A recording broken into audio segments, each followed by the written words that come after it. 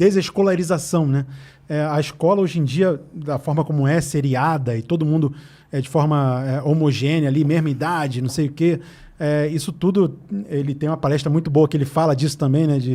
Da parte da industrialização da escola, né? Que a escola, muita coisa mudou, menos a escola hoje em dia. E essa parte da desescolarização está levando muita gente, inclusive no Brasil, a optar pelo homeschooling. Isso que eu ia falar com vocês também. E aí existe o homeschooling, que é o cara levar a escola para dentro de casa, e existe também o unschooling, que é a proposta da desescolarização, é o cara aprender quando ele tiver interesse. Né? O cara tem interesse em alguma coisa, ele vai lá e aprende tudo sobre aquilo. Né? Então, são dois processos diferenciados. Nos Estados Unidos é muito difundido isso, mas no Brasil ainda está se engatinhando e tem alguns lugares que... o pessoal não sabe como funciona nos Estados Unidos, cara. Entendeu? Porque você fala homeschooling, o cara acha que é assim, não, mas você vai chegar e vai dar aula de... Vai ser o professor de tudo? Exato, você vai ser o professor que você vai ensinar descobrimento do Brasil, Revolução Francesa, porque não é assim, né, cara? Você precisa ter um tutor verificado. E outra coisa, a criança, ela vai para a escola, né? Lá nos Estados Unidos, o homeschooling, ela vai em determinados momentos para a escola. São vários tipos diferentes de homeschooling. Tem um homeschooling, inclusive, que o cara nem tem tutor verificado. Ele acessa lá canais da internet, ou então Khan Academy, por exemplo, né, que tem plataformas online, e aí aprendem através dali, e o pai e a mãe ficam ali mais de orientador, né, que é mais ou menos o papel que o professor muitas vezes tem hoje em dia. O cara mais de ser o orientador, como é que fala a pessoa que trabalha em museu, que seleciona obras. Curador. É mais um trabalho de curadoria do que propriamente de ensinar as coisas, né? Na verdade, o professor que está antenado no que a tecnologia permite ele fazer hoje, ele consegue usar as ferramentas tecnológicas para ganhar tempo. Porque o que acontecia antes? Antes, o professor era a única fonte do saber, compartilhado talvez ali com a literatura que ele propunha.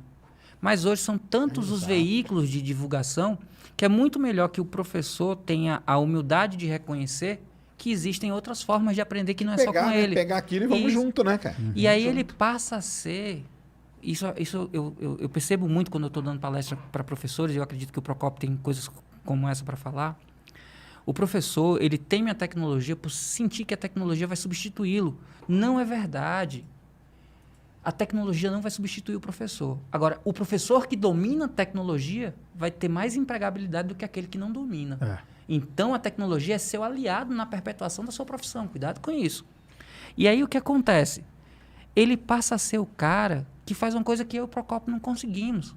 O Procopio tem vídeo que passou de 10 milhões de pessoas que assistiram. Um único vídeo. Então, ele consegue atingir a massa. Mas o Joãozinho, que senta na terceira fila, na segunda cadeira, e que no último mês não tem prestado atenção, o Procopio não vai conseguir atingir. Mas se o Procopio deu uma aula e todo mundo está ali só para equalizar, o professor pode fazer uma atividade e sentar do lado do João e entender que o João está tendo problema em casa porque os pais estão se separando. E ele não consegue entender ainda essa separação. E isso faz o rendimento dele de matemática cair. O Procopio nunca vai chegar no João com a mesma qualidade que o professor pode chegar. Mas o Procopio pode possibilitar o professor ter a oportunidade de chegar no João. Então, a nossa forma de ajudar é permitir que o professor trabalhe com projetos, trabalhe com metodologias ativas, e ele vá lá para fazer o polimento.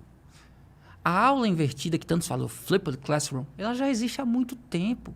Antes era com livro, leia da página tal a página tal, que eu vou chegar aqui e falar sobre. É tirar o aluno do zero. Porque se você pega todo aluno achando que ele não sabe nada, o esforço para trazer para ele saber o mínimo é muito grande. E o aluno sai com dúvida. Se o aluno é impactado pelo conteúdo antes e chega na sala com dúvida, diferente, a sala é um ambiente de conclusão e de tirar as dúvidas. Exatamente. Né? Eu tinha 11 tempos de aula por semana, porque eu fazia escola técnica e fazia colégio de aplicação. Eu só conseguia dar conta porque eu estudava o conteúdo antes da aula. E aí eu chegava na aula, quando o professor ia falando, já ia conectando com aquelas minhas coisas que eu não tinha entendido, ia ficando mais claro. E se alguma coisa ainda escapava à fala do professor, eu perguntava, professor, isso aí, e por que não isso? E aí eu conseguia, no ambiente de aula, concluir, ao invés de começar a aprender sobre alguma coisa.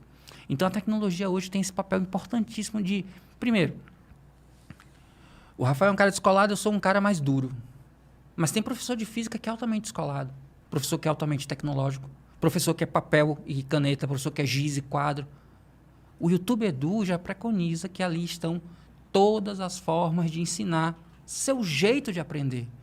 A gente consegue hoje, praticamente, ter um professor para cada aluno. O aluno escolhe o professor que fala a sua língua. E isso potencializa, porque se o cara quer um professor dinâmico, divertido, tem. Se quer um cara mais linha dura, tem. Se quer um cara cheio de história para contar, ele me acha. E aí ele consegue encontrar o professor que fala mais próximo à língua dele, chega na sala de aula com aquele conteúdo razoavelmente compreendido, vai para a sala de aula e o professor vai fazer o acabamento. Sim, então mesmo. é muito, muito útil a tecnologia.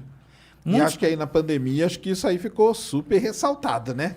Mas alguns colegas, infelizmente, eles se sentiram obrigados a aprender e, por ser obrigação, eles tiveram menos prazer em fazê-lo.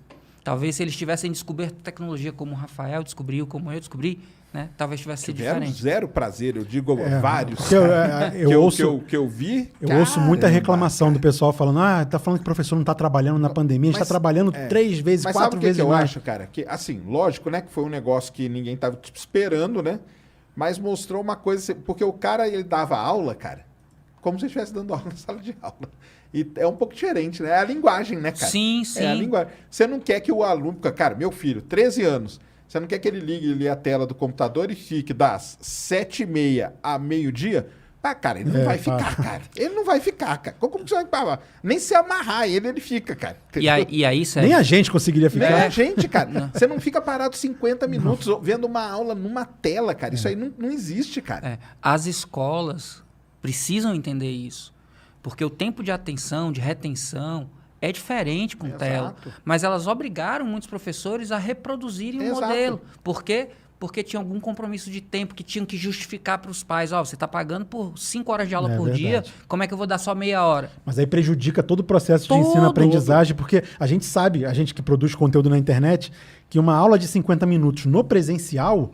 é uma coisa. E a gente consegue condensar essa aula de 50 minutos num vídeo de 10, 15. Exato. Né?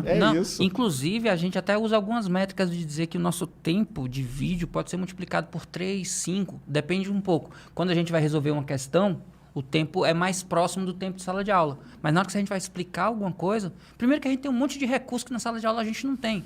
Eu posso estar falando na frente de uma tela verde e vou falar sobre gravidade. Por exemplo, na Lua. Aí a Lua aparece atrás de mim. E aí eu mostro os astronautas pulando lá. Aí, cara, até chegar nesse nível, esquece, cara. Esquece. Então, isso aí é mais uns 500 anos. Porque o professor, cara, eu vi meus 2 filhos, cara. O professor ia dar, eu falei, cara, nem eu, cara. Eu não aguento ouvir 10 minutos, cara falando desse jeito, cara. E vícios, por exemplo, a gente que é professor em sala de aula, a gente sabe que o aluno está disperso e que a gente precisa ficar fazendo loopings da explicação.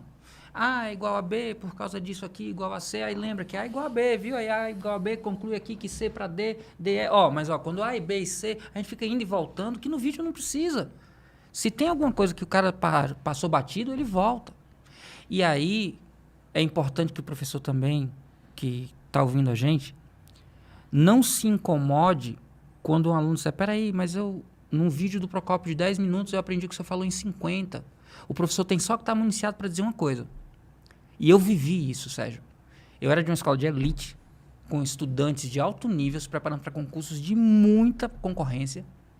E eu ouvi alunos dizendo para mim, professor, por que sua aula no vídeo é melhor do que a aula presencial? E aí eu disse, não é melhor não, filho. É porque no vídeo você faz uma coisa que não faz aqui. Você me dá atenção. Me dá 10 minutos de atenção para tu ver a quantidade de informação que eu consigo te passar.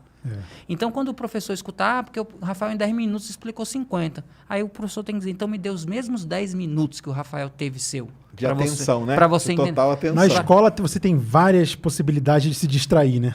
Pois várias. Já no computador, quando você está ali com vontade realmente de aprender, e você acessa aquilo ali, você tira as notificações e se concentra, você em 10 minutos aprende muito, de fato, muito mais do que aprenderia em 50 minutos, em um mês, às vezes. Em 50 minutos de disperso, você aprende muito mais em 5. O cara fala, eu aprendi a fazer MMC aqui no vídeo de 10 minutos. Em um mês, a professora não conseguiu me explicar, lógico, como você é na sala de aula. Isso que o Ives falou, né? Exatamente.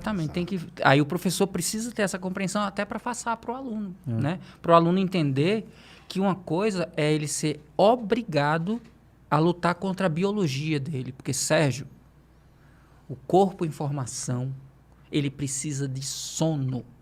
É por isso que bebês dormem quase o tempo todo e pessoas mais velhas têm insônia. O sono é um mecanismo de construção do corpo, de multiplicação de células, de equalização. Tem todo um sistema ali funcionando. E crianças precisam dormir até um pouco mais tarde do que normalmente a escola obriga ela a ir. Por quê? Porque o pai precisa depositar a criança na escola para ir para o trabalho às 8. Então a escola tem que começar antes. Aí obrigar uma criança a se levantar às 5h30, 6 horas, porque em São Paulo tudo é longe. Meu senhor, acordo 6 horas da manhã para levar eles para a escola, porque 7h15 tem que estar dentro da sala. Cara. Eu odiava isso, nossa senhora. Aí você tá ali entre 4 e 6 da manhã no pico de melatonina. Isso tem relação direta com o hormônio do crescimento, consolidação de músculos e ossos e cérebro. Então você está interferindo na qualidade de desenvolvimento do cérebro. Por que aqui em lugares desenvolvidos as aulas começam às 9? Porque deu tempo da criança dormir. Mas para isso acontecer, a escola tem que ser perto da casa da criança, porque o pai, infelizmente, já saiu para trabalhar. Aqui no Brasil, a gente, por conta de várias coisas, não tem isso.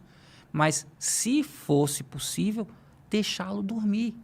Eu tenho até um episódio que... Eu tenho uma característica que é biológica que me privilegia. Eu só preciso de 4 horas e 10 minutos de sono por dia. Eu só preciso de 5 ciclos de 50 minutos, que não precisam ser continuados. E isso foi feito com um reloginho para descobrir, porque eu estudava de madrugada na época de faculdade. Então, a minha vida profissional inteira, eu tinha que estar 7 horas na escola, eu acordava às 5 e pouco. Lia pelo menos 30 minutos todos os dias. Não necessariamente sobre o que eu ia falar, mas coisas para despertar meu cérebro ou criar curiosidade. Fazia exercício respiratório, me alimentava bem e saía sem pressa, porque eu detesto trânsito. Quando era a primeira aula, eu estava pulando para dar aula. Me lembro do Clóvis dizendo, cuidado com pessoas que acordam felizes, elas não merecem confiança. Mas eu chegava na sala, eu fui tolhido por uma coordenadora que pediu, Ives, não grite tanto no corredor na primeira aula, porque os pais se assustam achando que isso é zona, é balbúrdia. Porque eu chegava na primeira sala, para, terceirão! Eu vinha gritando no corredor, eu fazia uma ambulância. Ainda hoje eu faço... ainda faz, para chamar a atenção das pessoas. Eu ainda hoje, nos eventos do YouTube, para 200, 300 pessoas, eu pego o microfone e faço uma sirene. Mas eu dou uma garganta mesmo, eu fazia isso na escola. Aí uma aluna chegou, professor, aqui, na baixa, o que foi? O senhor tá cheirado, né? Achava que eu chegava cheirado, mas não era. Era uma coisa que é muito importante. Eu ainda vou escrever um livro sobre isso, Sérgio. Vale a pena. Que chama Pedagogia do Tesão. O tesão é epistemológico, tá? Uma vez eu conversei com um Cortella e disse, o tesão é epistemológico. O tesão é aquele impulso que te faz ir apesar de. Apesar de ser arriscado, você se envolve com uma pessoa comprometida porque você está com tesão nela. Apesar de ser um risco, você faz algumas coisas em lugares que não deveria, porque você está com tesão. Então, quando você tem tesão pelo que você faz, pela sua profissão, pelo que você está exercendo, apesar de ser mal remunerado, pouco reconhecido, ter alunos que não estão tão interessados quanto você merecia, você vai. E esse tesão epistemológico é o que me move em tudo que eu faço. Eu faço todas as coisas dando a energia máxima que eu tenho para aquele momento. Eu me preparo para que aquela experiência seja uma experiência orgásmica. Eu quero sair da aula com aquela sensação de, caraca, eu quero isso de novo. Eu sei que isso não é o comum, mas isso é o meu comum. Quando eu subo num palco, quando eu entro numa sala, quando eu me envolvo com um projeto, tudo aquilo que eu me proponho fazer tem que ter sempre essa energia que me impele a... E isso normalmente é coisa que o pessoal chama de doido, né? Isso é coisa de doido. E embora eu não me considere muito longe disso, tá? Embora eu não me considere nem um pouco gênio, eu gosto de dizer que muitas vezes a diferença entre um louco e um gênio é tempo. O gênio é o louco de hoje que enxergou o que ninguém enxerga porque ele está vendo um futuro que para a maioria das pessoas é inalcançável. A maioria de nós consegue enxergar muito pouco tempo à frente do que vive. E às vezes um gênio taxado de louco conseguiu enxergar coisas que às vezes décadas precisam passar até chegar, e aí ele ser reconhecido como tal. Cara, ele sempre esteve certo.